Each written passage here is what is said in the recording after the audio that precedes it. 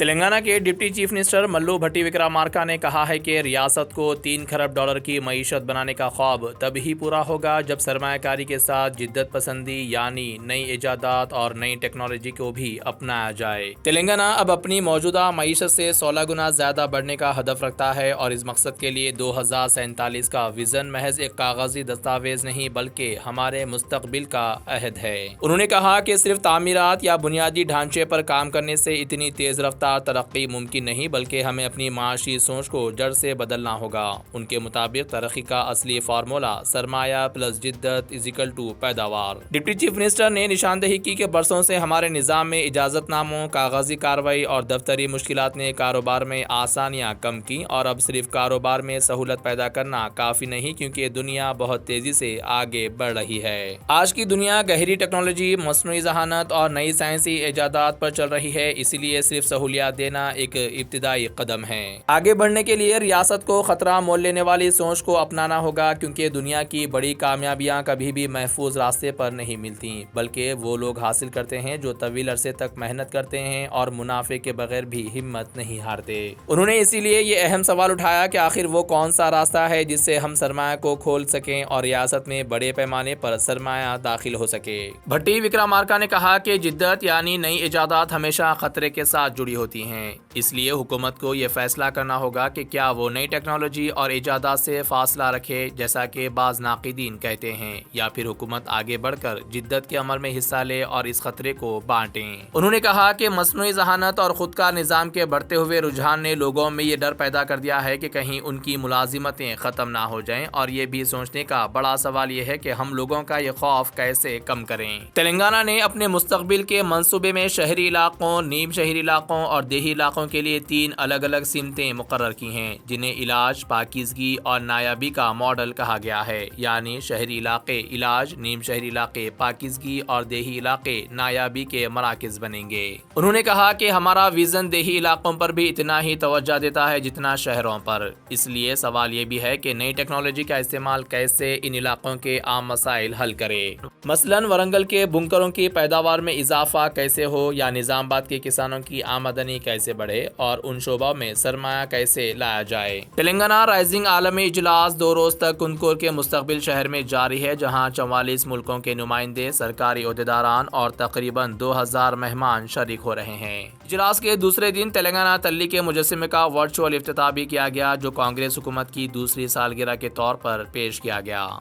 However, this is a point of concern. A clean transition must also be just a transition. Telangana is a coal-producing state, responsible for around 7% of India's coal output. Districts along the Godavari River sustain coal-based power plants, fly ash units, and coal-dependent MSMEs. For these reasons, the energy transition is not an academic idea. It is a lived reality. Therefore, our promise is simple. No worker, no family, and no district will be left behind. Recent district level studies highlight promising diversification pathways. Tourism and ecotourism, food processing and agro-based industries, textiles and solar manufacturing and assembly. These are not emergency substitutions. They are future-ready sectors aligned with local strengths. Our transition will protect livelihoods, build new skills, support MSMEs, and convert coal districts into thriving and resilient green economic hubs. But let us be honest, our task is large. The power sector shows how much we have achieved and how much lies ahead. Telangana has today ensured round-the-clock supply, more than doubled contracted capacity, and emerged among the leading states in per capita power consumption. Looking forward, power demand could exceed 1.39 lakh megawatts and about 780 terawatt hours by 2047 if we meet our growth and industrialization targets.